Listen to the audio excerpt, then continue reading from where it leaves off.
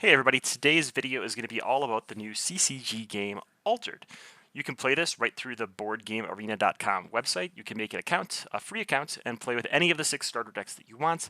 If you buy cards, they come with this fancy QR code that we'll cover at the end of the video, and that's how you build a virtual collection to play against other players online or at your local game store. You can pick this up from the Asmodee website or from your local game shop. Super fun to play, but let's show you how fun it is to play by playing this tutorial on Board Game Arena. So we're going to walk through the tutorial together, and then I'll play a starter deck game so you can see all about how this game works. So, Altered. Centuries ago, life on Earth changed forever. A cataclysm brought beings from worlds of stories and dreams to our reality. It is now finally time to leave the safety of our walls and explore the altered world. Altered is a 2-player trading card game. Each player or each deck will be led by a hero. Board Game Arena has the 6 starter decks you can try out for free, featuring the 6 different factions. If you buy physical cards and register them online, you can build your own unique deck and test it out against other players around the world, right here on Board Game Arena. So there's 6 factions here. We can hover over them to see what they do. For today, we're going to jump into this purple faction, which is the sort of control faction, and you can see that we're the Ysmir hero, Akisha and Taru. So we have a hero and a companion with a special ability, turn this card sideways and after you. You can only activate this if you were the first player. It ends your turn, and you can still play cards later. Normally, if you pass and end your turn, you're done playing for the turn. So it's a way to let the control player go second when they want to. So let's confirm and set up a game with this Ysmir hero.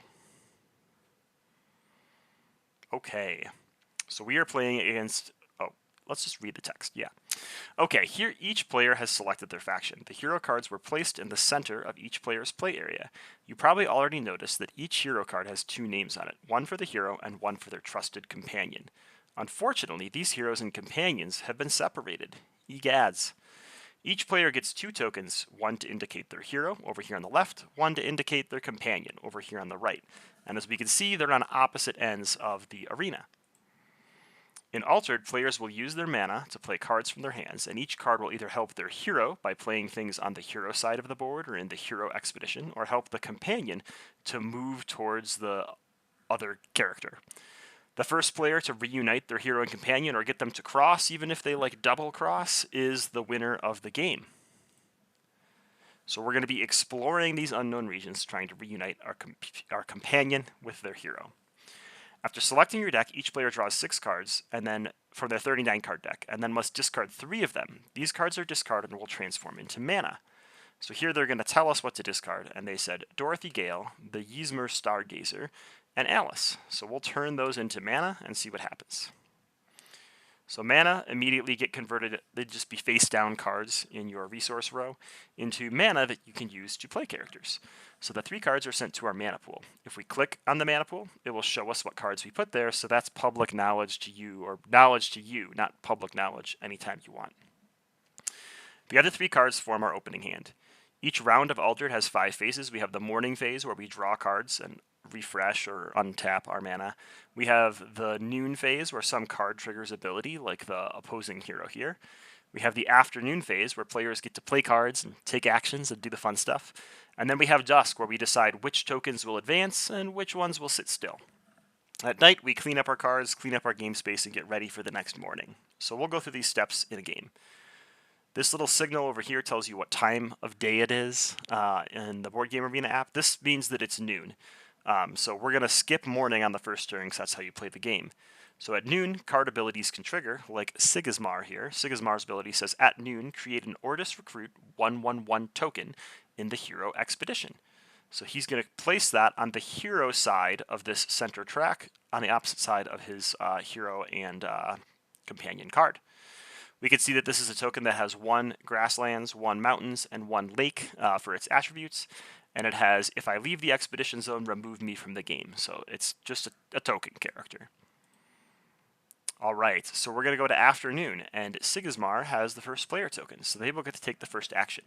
You could take as many quick actions as you want, like this turning Akisha sideways or this support action on our Studious Disciple, but then you must pass or play a card. If you pass, you're out for the round, so you want to make sure you're done taking all your actions, but you usually want to have the last say so that you can decide who's going to topple a certain region. So, our opponent here decides to play an Ortis Gatekeeper. They played a card from their hand. The number at the top left with the light blue background indicates the mana cost. As you can see, this card costs 3 mana from the opponent's mana pool, and it's completely drained. It's a 1/3/1 character, and it was played in the Companion Zone. The rules text at the bottom of the card is just what you'd expect. It's a rule ability for the game. So the little arrow triggering symbol means when this card is played from anywhere. So whether it's played from your hand, or the reserve row, or the top of your deck, or from your collection for some weird card, this ability will trigger. Other abilities might have a hand symbol, meaning only when played from hand, or a little depleting card signal, meaning only when played from your certain reserve row. So this ability created another token in the other arena. So what do these numbers mean? At dusk, we're going to compare the numbers in these provinces, and wherever your token is, so me as the purple player, I have all 3 attributes in the region of my hero, so I'll compare all 3 stats against my opponent. If I am the highest in any one of the stats featured on the card of my token, I'll get to move forward, and the tie does not count, so highest individually. So in that way, if I was the highest in grass and my opponent was the highest in water, we could both move. And if they were on a future card that had less attributes, they would get to check less stats for themselves. But if I was still on this first card, I would still get to check all 3 stats. So there's a little bit of gamemanship in deciding where to play characters to block people or overcome their stats and things like that. Since our opponent played a card, their turn has ended, and now it's our turn. So we're going to play a Ysmir Stargazer. It's a 1/2/1, and it costs 2. And notice it has a 1 in the little purple orb, whereas this guy had 2 3s. We'll talk about that here in a minute. We're going to play this on our companion side, which is going to place it over here. So our stats are still lower. You can notice we don't have any green arrows saying in the current state that we would advance. But this only used up 2 of our mana, so we have 1 left. Our opponent decided to pass. They were out of mana, and we have something that costs 1 less, so we're going to play it. And it is this Studious Disciple that we're going to play over here. So now we have a 1/3/2 on our companion side. We're out of mana, so we'll pass, and we'll immediately go to Dusk, where the automated computer system will compare our stats.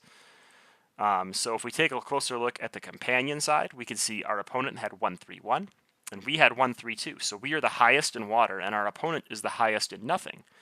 So we are going to move our token forward. But don't celebrate, because our opponent was the only person to play things in the hero expedition, so they're going to get to move their hero token. So the tokens are both going to advance as we resolve this Dusk ability. We'll flip cards over as we enter them, and now we can see we have less attributes to compare in the future. If I look at the arrows after this phase resolves here in a second, it's going to change how many arrows are highlighted for each person. In the rest cleanup stage, we're going to reset all of our characters, and then all cards from all expeditions are sent to their player's reserve row. Each player can have 2 cards in their reserve row, and you're basically able to play each card 1 additional time. So since we sent 2 there, we don't have to discard any extras. If we had more going back, we would have to discard down to 2 within our reserve. So that second cost, this 1 cost on our Ysmir Stargazer, is how much it costs to play from reserve. So it's another balancing mechanic for the design team. So we're going to go to morning on the second day. Notice there's not an arrow over here for me now, because grassland won't do anything for me except block my opponent.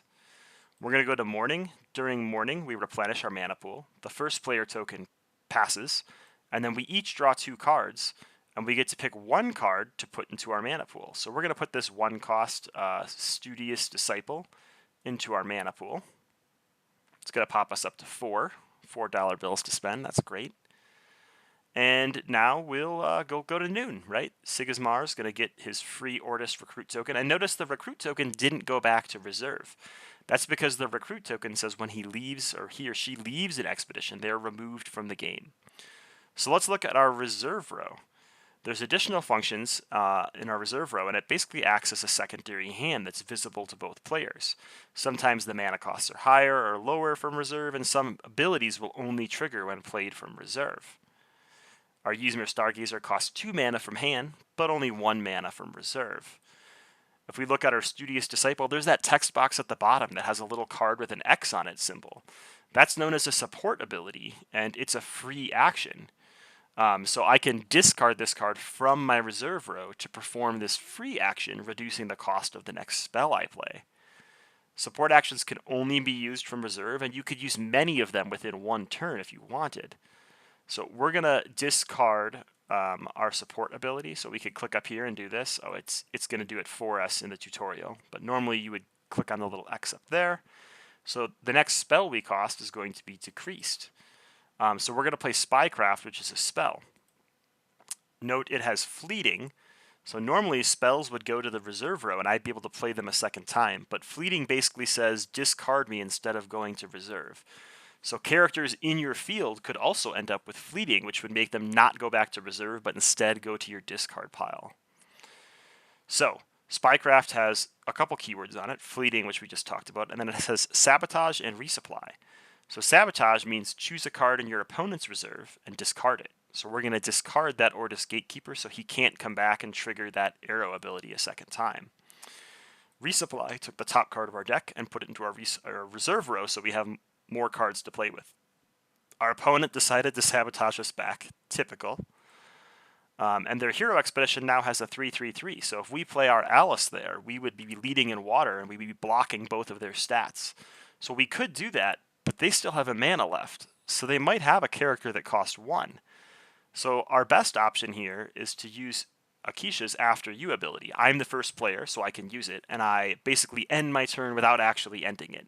So now they have to take the next action. They're going to play a 1/1/1 character. So if I had played my Alice there, they could have outwitted me. But now that they had to play it into the secondary area, we can safely place Alice here, blocking their hero expedition and moving ours forward. We're both going to pass because we're both out of mana, and things will go on. Notice when we placed Alice from reserve, she got placed with a fleeting token. When characters come into play from reserve, they gain a fleeting token, so they can only last that one round unless you find a way to remove that token. So we would go to game 3. At this point, the tutorial says, we have learned enough. Let's teach ourselves a few more tricks. In the not so uncommon circumstance that we both cross in the same turn, there'll be one final day to decide the winner of the game, and it will basically be the sum of both expeditions of all 3 attribute types to see who the ultimate winner is. If your deck runs out, you'll reshuffle your discard pile and form a new deck. There's these boost tokens that act like +1 or +2 counters that can stay on your characters.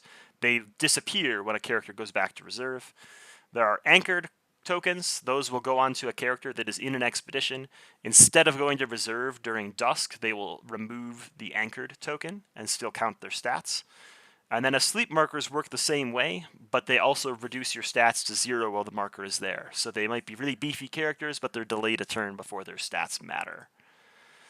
We can put landmarks or lands or permanents into play, and you can only have 2 of those as well. And at that point, they say good luck. So let's go start a real game. So still 1,400, 1,500 games being played. We found a game in 3 seconds. Kodak Supra, I hope you are okay with us using a starter deck, because that's what we're going to do. I'm going to choose Muna as my starter deck. I think Muna is very fun. It's all about anchoring and boosting your characters over time so that they get stronger and stronger throughout time.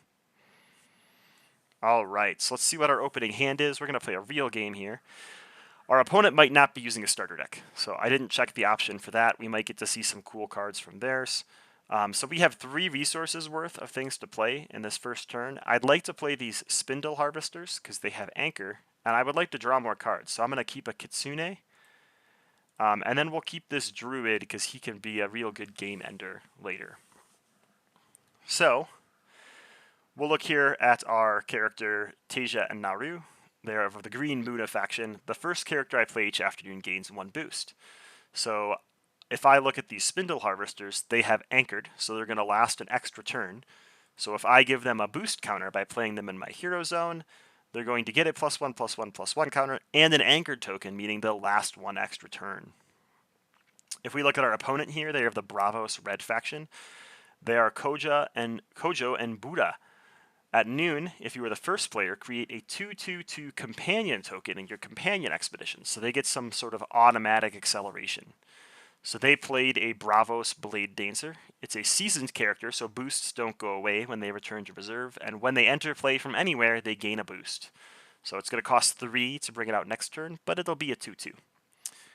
I'm going to go ahead and play a Kitsune, and I'm going to put them over here in the companion area. Kitsune has a hand ability, meaning only when played from hand, both players draw a card. So when I play this from reserve in the future, it's not going to have my opponent and me draw a card, but it will be a pretty good body still. All right, and our opponent played a Chiron. I can barely talk. When played from anywhere, they give a character a boost. So they're going to give it to this character that doesn't discard their boost. It makes total sense. So if we look at our stats here, our opponent is winning in the hero area, and we are winning in one of the provinces, at least, in our companion area, but so is our opponent. So when we pass here, because we're out of mana, and our opponent passes, Kodak, I think what we're going to find is both red tokens will move in one province, and we will only have gained one province of progress. So we're slightly behind from being caught up with our opponent. And that's a little bad because they're going to get some auto aggression next turn by having Kojo and Buddha spit out their companion token. All right, so we do have a Muna Druid, which is a pretty good statted 3-cost unit. We have this one. If you control 2 or more plants, this character gains 2 boosts. We only have 1 plant right now. This is an animal plant, and this is, I believe, a spirit. Yeah. And remember, during night, all our characters go back to our reserve. So we have a sort of bonus in this turn, but our opponent is also going to get one from that counter. So here, I think what we'll do, I really like this Druid, but I don't think we're going to get the chance to play them this game. So I'm going to put this Druid into my mana, and I've got some good cards here. My opponent's going to play first, which is great. It lets me know where they're going. I can put one of their characters to sleep for 1, which is very sneaky. All right, they played a landmark, the Haven Bravos Bastion. Notice that it's borderless. That means it's a rare card. So every card has a common version and a rare version in the faction they belong to. And then they have one out-of-faction rare version. So this Bravos Bastion is in one other person's faction that's not Bravos. As a rare card. And then there's also unique cards, which we'll talk about when we get to them. All right, so we kind of have to decide what we're going to do at this point.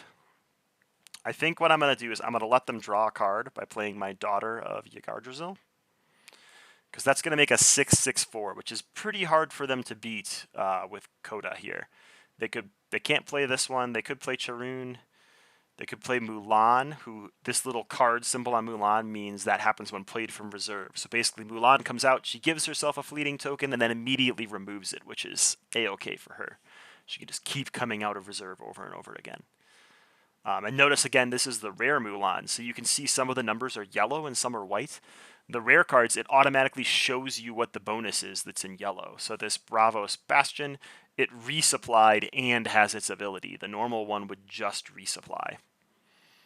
All right, so this was an interesting choice. Let's see where they put the +2/+2. Because we might not even have to put anything to sleep. Or the +1/+1 from Chiron.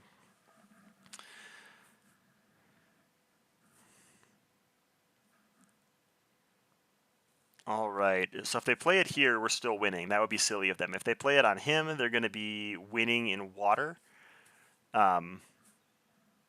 So they put it there. So the arrow tells us that they are winning. What we're going to do because of that is we are going to put Chiron to sleep. So instead of going back to reserve, or attempting to go back to reserve at night, they're going to lose their sleep token. But you can see the 3/3/3 stats now don't count towards their progress. So now we are going to get a double move, and they're going to get no move, which is really good for us. So we're going to pass. They just passed as well. our tokens are going to advance, and now we're one province closer. So the most you can usually move in a turn is 2. So our opponent has at least 3 turns before they can win, but if we double moved on both rounds, we would be able to win faster. You could see 4 cards came back to reserve, so we've got to choose some to get rid of. I'm going to get rid of these 2. I really like these anchored characters because they last for multiple rounds and apply some pressure. So I'm going to keep those around and see what else we get here. We got some really good choices, which is unfortunate for our opponent. I do think that they are going to get to move over here this round, but we're going to make it as hard for them as we can. I'm going to play my Daughter of Yggdrasil and let them have at it if they want to try to compete with 6 grass. Let's see what happens. Oh, they're going to put us to sleep. That was not expected. Okay. In that case, let's put another little anchored guy here, because that's at least going to contest. Oh, it's not going to contest this province because I don't get my +1/+1 tokens. This was it a fleeting spell? Oh, they reduced the cost of a character by 1. Okay. So I was expecting them not to put something to sleep, and I was going to use meditation training to anchor that Daughter of Yggdrasil. But now I can do that next turn. They are going to get a real nasty double move here, which is going to put us on the back burner again. So there's kind of this tug of war happening in our game, even with starter decks only, which is super fun. All right, this time they're going to have to discard something from their resource row, and they discard their Blade Master, and they are going to be the first player. So I've got $6 to spend. I see a 3, a 2, and a 1. So I think I'm going to get rid of one of these Muna Druids, and I could play my whole hand this turn if I wanted. I have nothing in my reserve. I can see part of my opponent's hand, basically, by looking at their reserve, so I can plan for that a little bit. The active player always chooses to resource first, so you're kind of like deciding the pace. I could go up to 6 and they could stay at 5. There's a certain point where hand advantage is more important than the resource ramping. I think they're going to ramp resources still here.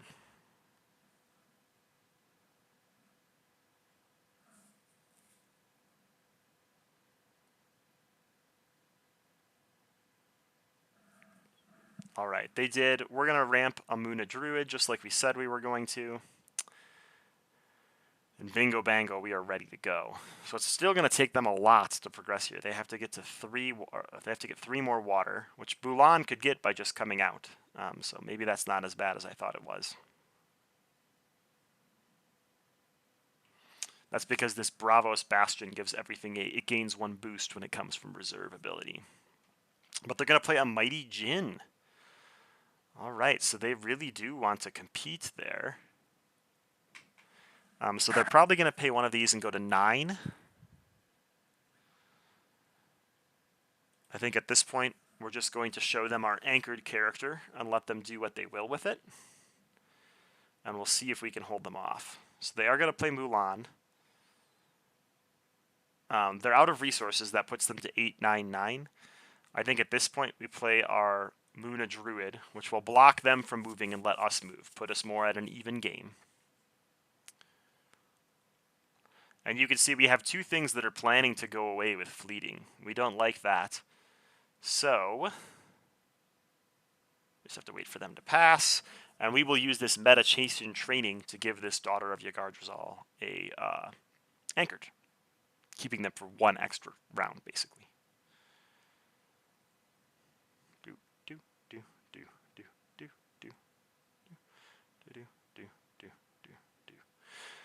So they get 3 minutes to play, and then every time you take a turn, you get 40 more seconds to a maximum of like 310 or something like that.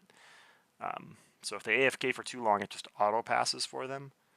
There's nothing that costs 0, so they really have nothing to be doing here.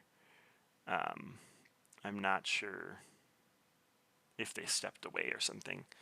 So this Mighty Djinn is, oh, there we go. This Mighty Djinn is interesting. He's going to turn into mana, which means they might not have to ramp next turn, but they already have a pretty good card advantage. They have like 3 extra cards compared to us.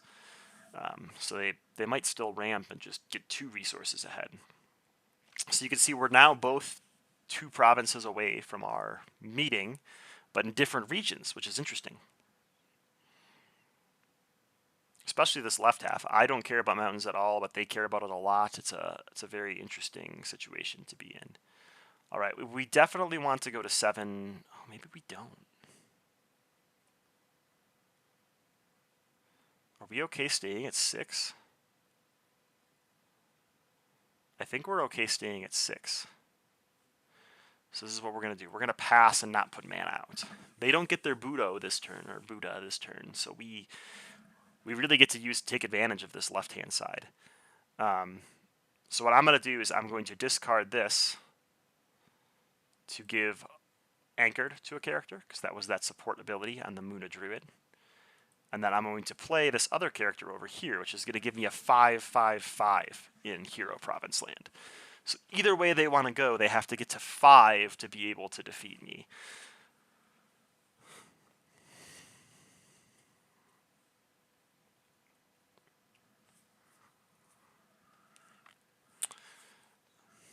They're going to play a Mulan over here. That makes sense. I still think we play this. And what we're doing... Oh, no. That isn't what I thought it was going to be. This can give Anchored to a character that costs 3 or less. I was planning to give it to the Sarunos, but that did not work because they cost 4. We're just going to pass at this point. This last support ability is just, it gives the next character you play this turn a boost. We'd rather anchor something, honestly.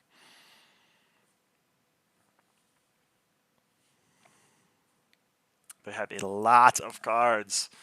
But a fleeting thing is going away. They're going to have to discard another fleeting thing.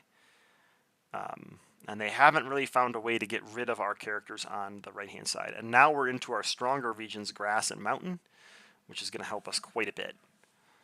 So we're going to get rid of this one. We have to discard down to 2. We'll see what our opponent discards down to. They are going to get a Budo over here. Buddha. I can never remember Buddha. We get a Nurture and a Physical Training. So Nurture gives 2 things, +1/+1, and it is a little bit cheaper. Are we going for the win this turn? If we're going for the win, we still have 7 resources worth of things we want to play. So 3, 2, 3 would be 8. We would not be able to afford that one twice, so we're going to discard it. Because here we could pay 3, 2, and 1 and use this, all 3 cards, right? Let's see what they do. Ooh, they're going to play a Giant. Now that is a thing I do not like to see. So let's give the next character we play this turn... Oh, no. Cancel. Oh, goodness. I was trying to give something a boost. Well, good job, me. I was trying to use this card's support ability to play Sarunas and get a boost, but that did not happen. So here we can see they played a unique character. You see the golden border? Each character can also spawn as a unique in your packs. So this is a card that is like no other. The stats or abilities are altered on it in some way to not match anyone else's card. So when you're building a deck, you can include 15 rare slots, 15 cards that are at the rare rarity, and 3 unique cards. So you can't just fill your deck with 39 unique cards. You have to pick the ones that really are advantageous to your side. Well, Sarunas can still compete here. So I think we should. And there's a chance that we still double advance. We really messed that up by anchoring, because we could have had this as a 6/6/6, which would have been trouble for our opponent. And they don't know that we have Nurture left, which is going to let us put +1/+1s at the ideal spot. So if they play Ozma over here, they're going to go to 3/5/5 or 6/5/5. That's what they're going to do. That is A-okay with us because they are out of mana, and I think that's going to give us the game. Because if either of us moves in both our provinces, we win. So we lucked out that our misplay didn't completely doom us. So let's play Nurture. target up to 2 cards to gain +1/+1. So we'll give it to this card, that way we are winning in Ocean. And we'll give it to this card, that way we're certainly winning in 2 regions here. And we have blocked our opponent on the left. So if we hadn't used that other anchored, we could have done that one more time to stop them from moving completely. But as it is, we are going to be moving in both provinces. They are only going to move in companions, so their 2 characters will not have met, and we will have reunited our hero and companion for our very first MCM channel victory. Let's give him a good GG.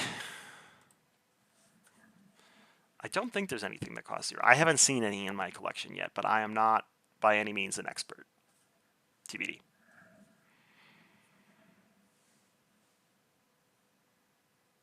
All right, we're going to pass just like they did. We'll see the 2 tokens progress. I'll try to do another short video sometime this week to put out about the Altered website, about how you can curate your collection and look at uniques and rares, show you some of the cards I have. But for now, you've gotten to see your first tutorial and your first starter deck game from me. We took a starter deck and beat a deck with a unique in it, so go us. And it was super fun. So I hope you enjoy it. It's got the 2 lanes thing going that Star Wars Unlimited does. The art is super inclusive and cutesy. It's very family friendly, fairy tale creatures and things like that. Super fun game. I hope you all get the chance to check it out. See you next week.